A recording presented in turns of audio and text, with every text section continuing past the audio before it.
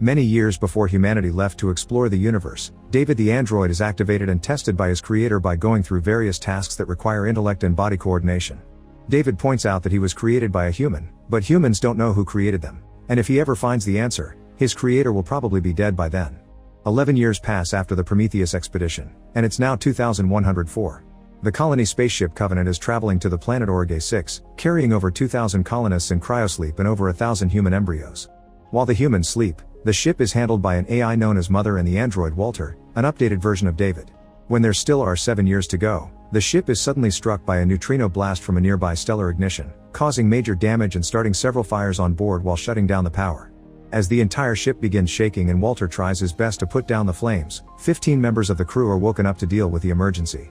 However, the captain's pod falls and gets stuck, so the crew can't awaken him in time. Now his wife Daniels has to watch it be incinerated. The surviving crew manages to put out the fire, although 47 colonists and 16 embryos are lost. While the group salvages the body, Daniels takes a moment to look at her husband's things and grieve.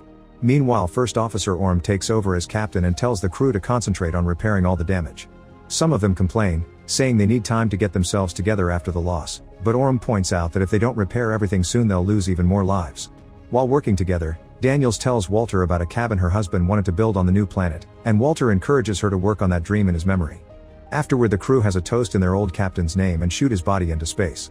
Later, pilot Tennessee goes out on a spacewalk to proceed with the exterior repairs, being careful to connect all the sails back in place, instantly fixing the ship's power system.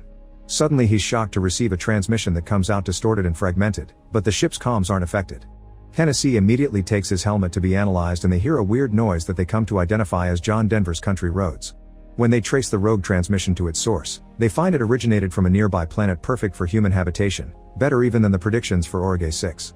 Since this looks like a good home that won't take them 7 years and nobody was to go back to sleep after the deaths anyway, Orm decides they'll land there. Daniels talks to him in private to express her worries over visiting a place they know nothing about and sent a creepy transmission, but Orm doesn't see the issue and keeps his decision. When they reach the planet a few days later, Tennessee, Rix, and Upworth stay on board the Covenant in orbit while the rest of the crew heads to the surface in a shuttle. Going through a stormy atmosphere makes the whole shuttle shake and lose contact with the Covenant, but luckily they go through in one piece and land safely. Maggie stays in the shuttle to work on getting in contact with the Covenant again while the others left to explore the land. The world they find is full of rich vegetation and breathable air, yet somehow they can't see or hear a single sign of animal life. They're also surprised there's actual wheat growing in here, which was old but definitely cultivated by someone. As they explore, Karina decides to stop to take some samples and Ledward stays with her to protect her. While Karina works, Ledward takes a cigarette break and accidentally steps on some small pods, causing tiny bacteria to enter his ear unnoticed. Meanwhile, the team goes further and finds a bunch of crushed trees, making them wonder what could be so big to cause such damage.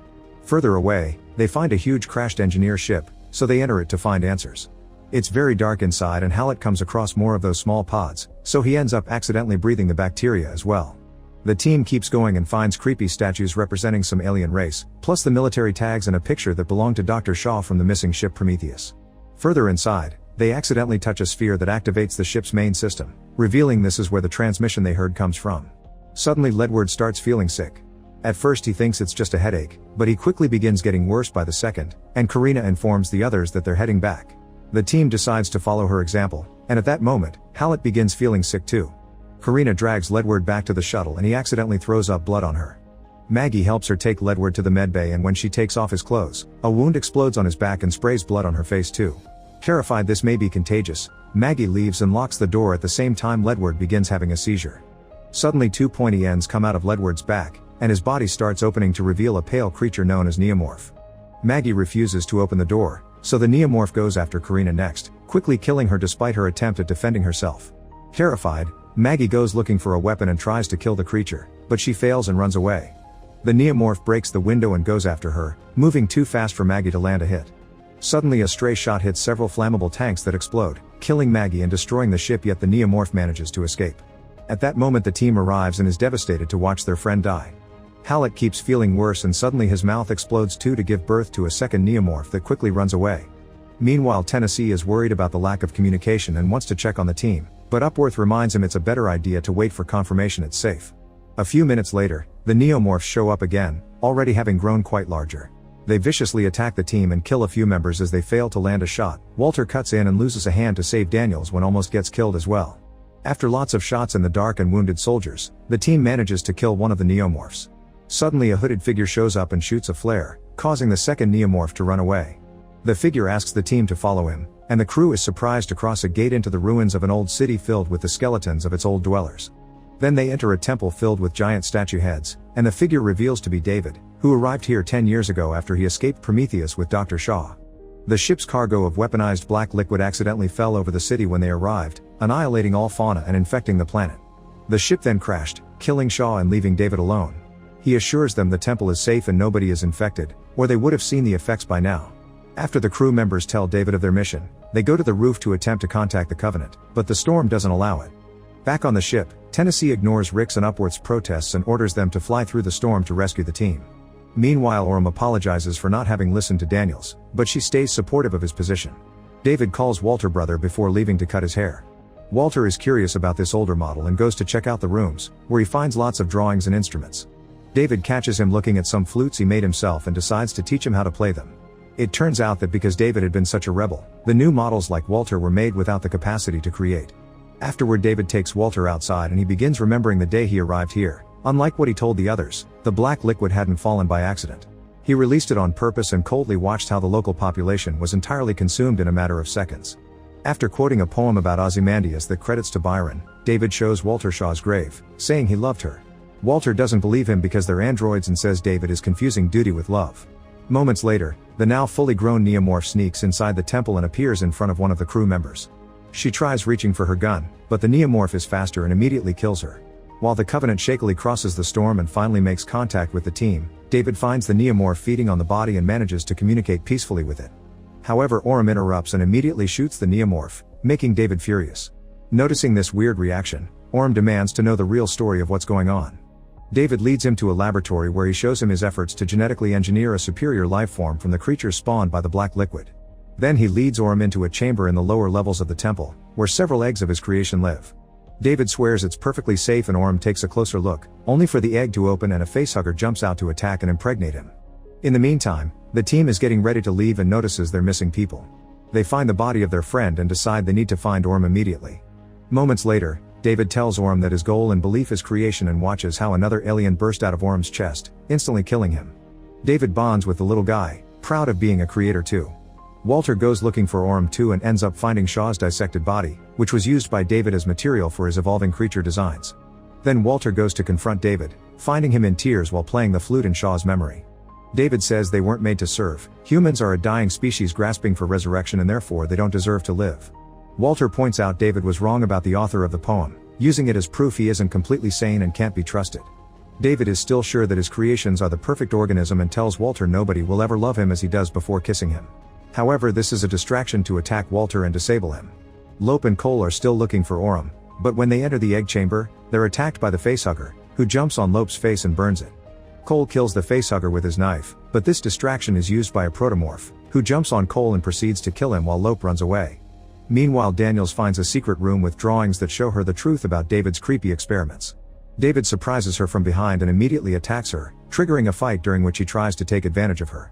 Daniels pushes him away when he kisses her, and at that moment Walter shows up to help. A fierce duel ensues between both androids, who are matched in skill and speed. David wonders if Walter can truly choose humans over his own brother. Daniels runs away and meets with Lope. Together they leave the temple and send a beacon to give the Covenant their location. Soon Walter joins them as well, and the three of them run towards the landing ship while the protomorph follows them. Walter tells them that he defeated David as they enter the ship and close the door, only to discover the protomorph has jumped on the Covenant too. Daniels goes outside while keeping her body tied to the ship with some rope, then she proceeds to shoot at the alien. The protomorph dodges her attacks and begins destroying the front window, but Tennessee makes the ship do some crazy rolls to make the creature fall to the side, giving Daniels the chance to fight it directly and finally kill it using the ship's remote crane. The Covenant almost crashes in the process, but Tennessee acts fast and gets it back on track so they can finally leave the planet. Moments later, Upworth helps Lope get treatment for his burns while Daniels helps Walter repair his face. Once everyone has recovered, the crew gets ready to re-enter cryosleep and do the final 7 years of their original trip. Tennessee reminds Daniels she's the captain now and they hug to comfort each other for the loss of their loved ones. Suddenly an alarm rings around the ship announcing there's an unidentified life form on the ship. Daniels and Tennessee rush to the med bay and find Lope dead on the floor after a second protomorph erupted from his chest. Meanwhile, Rix and Upworth are having a good time in the shower, only to be interrupted by the protomorph, who quickly kills them both. Daniels and Tennessee go looking for the alien and find the bodies in the shower, so Daniels decides she wants to do this fight on her own terms. She asks Walter to close the doors to lure the creature into the room with the terraforming bay, and there another fierce fight begins. Daniels traps the protomorph in a vehicle and orders Walter to open the doors, which he does and causes decompression that sucks everything into space. However, the protomorph breaks out and attempts to attack Daniels, so she stays put as bait to let another falling vehicle hit the creature and send it flying out of the Covenant. For a moment Tennessee thinks Daniels was thrown out too, but she turns out to be fine because she held on the edge. Afterward, it's time to enter cryosleep. Tennessee goes first, and when Daniels enters her pod, she reminds Walter of the cabin they agreed to make. When the android can't recognize the promise, Daniels realizes that it is not Walter but actually David, who had cut his hand and scarred his face to take Walter's place. Daniels cries out in vain as David activates her pod and puts her to cryosleep, then he proceeds with the next step of his plan. He enters the cryosleep bay with colonists and regurgitates 2 small solidified facehugger embryos to place them in cold storage next to the human ones. Then he records a log as Walter stating that all crew members except Tennessee and Daniels were killed in the accident from the beginning and that the ship is still on course for Origay 6. Make sure to subscribe and turn on notifications so you can watch more videos like this. Thanks for watching.